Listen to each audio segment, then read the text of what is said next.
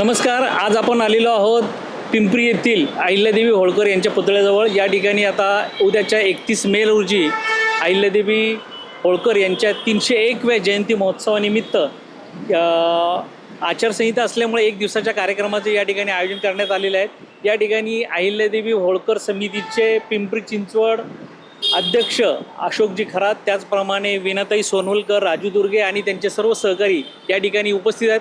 या ठिकाणी आज आपण जाणून घेऊया नेमकी या 301व्या जयंतीच्या निमित्ताने कार्यक्रमाचं नियोजन आणि स्वरूप काय असणार आहे ते. नमस्कार खरात साहेब, काय असणार आहे नेमकं ह्या अहिल्यादेवी जयंतीच्या स्वरूपाचं यावेळेचं स्वरूप? पुण्यश्लोक अहिल्यादेवी होळकर जयंती वर्ष 301 हे यावर्षी जयंती साजरी मोठ्या प्रमाणात होत आहे. दरवर्षी आम्ही इथं जयंती साजरी करतो. खूप मोठ्या प्रमाणात सगळे समाज बांधव सगळे येतात इथं. तर त्याप्रमाणेच यावर्षी पण आम्ही करत आहोत. महापालिकेचा दरवर्षी कार्यक्रम असतोच आम्हाला, पण यावर्षी आचारसंहिता असल्यामुळे की त्यांनी आम्हाला 3 दिवसाच्या ऐवजी 1 दिवसामध्ये जयंती करा असं सांगितलं आहे. तर त्या दिवशी पूर्ण एका दिवसात आम्ही सांस्कृतिक कार्यक्रम पूर्ण घेत आहोत. ते सकाळपासून संध्याकाळी पर्यंत कार्यक्रम असणार आहेत. तर सर्व भाविकांनी समाज बांधवांनी सर्वांनी त्या दिवशी जयंतीला उपस्थित राहावं, सगळ्यांनी यावं ही आमच्या समाजाच्या बांधवांची. बरं, एक दिवसाच्या कार्यक्रमाच्या नियोजनामध्ये काय काय ठेवलं आहे आपण यावेळेस? 1 दिवसाच्या कार्यक्रमाच्या नियोजनामध्ये सांस्कृतिक कार्यक्रम आहेत. लहान मुलांना जे चांगल्या मार्काने उत्तीर्ण झालेले आहेत त्या मुलांना सायकली वाटप आहे, वह्या-पुस्तक वाटप आहे. त्याबरोबर ढोल ताशा पथक आहे, सकाळी जेवणाची व्यवस्था आहे. अशा प्रकारचे वेगळे कार्यक्रम आहेत. ते आमचे राजाभाऊ सांगतील तुम्हाला पूर्ण. राजाभाऊ, तुम्हाला एक प्रश्न असा आहे की या शहरातले जेवढ्या राष्ट्रमातांचे स्मारक आहेत, महानवांचे महापुरुषांचे, प्रत्येकाला एक महापालिकेने एक व्यवस्थित सुशोभीकरण केलेलं आहे. परंतु नेमकं अहिल्यादेवींचं दरवर्षी काहीतरी थोडीशी रंगरोटी केली जाते. आता पाठीमागची जी काही बाजू बघतोय आपण, आणि ह्याला एक थोडंसं शोभिवंतपणा कधी येणार? मूळ म्हणजे अहिल्यादेवींचं स्मारक हे रोडवर, मोठ्या हायवे रोडवर येत असल्यामुळे या ठिकाणी अनेक गोष्टींच्या मर्यादा, या सजावटीला, मोठे कार्यक्रम घेण्याला या ठिकाणी दरवर्षी येतात मर्यादा. याची आम्हाला कल्पना आहे आणि त्या मर्यादेत राहून आम्ही पोलीस डिपार्टमेंट, वाहतूक शाखा आणि महापालिका या सगळ्यांना आम्ही त्यांचा सन्मान राखून जेवढं होता होईल तेवढं नागरिकांना त्रास न होता आम्ही या ठिकाणी जयंती साजरी करतो. ती जयंती साजरी करत असताना मागच्या 3 ते 4 वर्षामध्ये या जयंतीला आम्ही मोठं स्वरूप देत चाललो आहोत. याचं सगळ्यात प्रमुख वैशिष्ट्य म्हणजे दरवर्षी पुण्यश्लोक अहिल्यादेवींच्या नावानं आम्ही या ठिकाणी सामाजिक काम करणाऱ्या कार्यकर्त्यांना, नागरिकांना, लोकांना पुरस्कार देण्याचं सुद्धा या ठिकाणी आम्ही चालू केलं आहे. यंदाचा आमचा 4था पुरस्कार यावर्षी असणार आहे आणि यंदाच्या वर्षी आम्ही भव्यदिव्य असं कार्यक्रमाचं आयोजन देखील केलेलं आहे. सकाळी 8:30 वाजता आमचं गजनृत्य, जे धनगर समाजाचं एक वैशिष्ट्य आहे, त्याच्यापासून कार्यक्रमाची सुरुवात होऊन सकाळी 10:30ला पहिल्यांदा 11:15 पहिल्यांदा या ठिकाणी आपल्या पुण्यश्लोक अहिल्यादेवींना महापौर आणि आपले आयुक्त महापालिकेच्या यांच्या हस्ते पुष्पहार अर्पण करण्याचा कार्यक्रम होईल.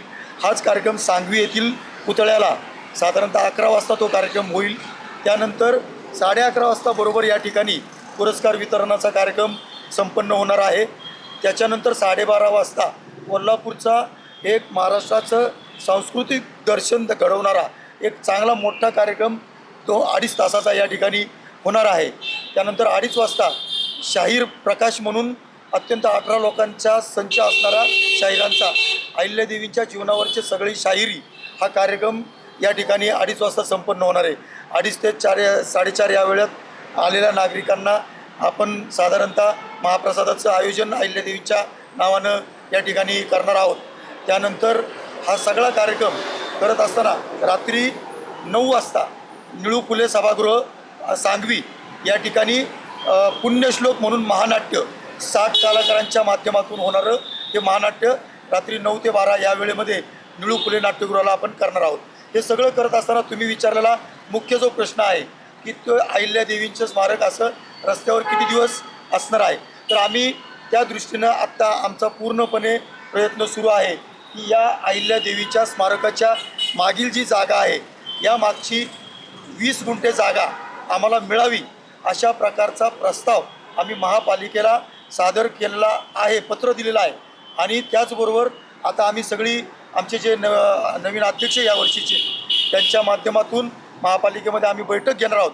महापौर, स्टँडिंग समिती चेअरमन, त्यानंतर पक्षनेते आणि या जागेंचे मालक यांना सगळ्यांना आम्ही एकत्रित बसवून या प्रकारची बैठक तिथं घेऊन या जागा मालकांना खरं तर या ठिकाणी जे काही नवीन DPमध्ये या जागेंवर जे काय आरक्षण पडलेलं आहे त्या आरक्षणामध्ये सुद्धा आम्ही सूचना मांडलेली, आम्ही पत्रव्यवहार केलेला आहे.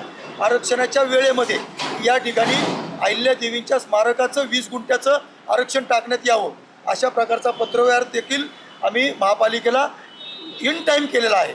आणि त्या पत्रव्यवहाराच्या आधारे या ठिकाणी तुम्ही आरक्षण टाकलं असेल तर टाकून घ्यावं, अन्यथा नसेल आरक्षण तुम्हाला टाकता येत तर इथली जागा ज्यांची आहे त्या बिल्डरला किंवा त्या मालकांना, जागा मालकांना इथल्या संबंधित महापालिकेने त्यांच्या अधिकारात त्या जागेच्या बदल्यात TDR द्यावा. त्या TDRचे पैसे महापालिकेने त्या यांना हे करावे, बेअर करावेत आणि ही 20 गुंठे जागा आम्हाला या ठिकाणी या आमच्या अहिल्यादेवीच्या स्मारकासाठी देण्यात यावी. यासाठी संपूर्ण शहरातील समाज बांधव आम्ही एकत्रित करून हा उठाव आम्ही महापालिकेच्या ठिकाणी करणार आहोत. उठावापेक्षाही आम्ही रीतसर मागणी करणार आहोत आणि त्याच्यासाठी संपूर्ण समाज या मागणीसाठी बरोबर असणार आहे. आणि आमच्या माहितीप्रमाणे यावेळेस कुठल्याही परिस्थितीत महापालिका आमचा हा प्रस्ताव ऐकेल अशी परिस्थिती आम्ही निर्माण केलेली आहे. आणि पुढची जयंती साधारणतः या स्मारकात होईल, अहिल्यादेवीच्या अधिकृत स्मारकात असा प्रयत्न आमचा असणार आहे. अध्यक्ष आमचे अशोक खरात यांच्या नेतृत्वात. विनाताई, तुम्ही आता मावळते अध्यक्ष आहात, यावेळेस महिलांचा सहभाग नेमका कसा असणार आहे यावेळेसची? अर्थात दरवर्षीप्रमाणे महिला, मुले, आबालवृद्ध यांचा एकत्रित सहभाग असतो आणि सर्व समाज बांधव, सहकुटुंब, सहपरिवार या उत्सवात सहभागी होतात.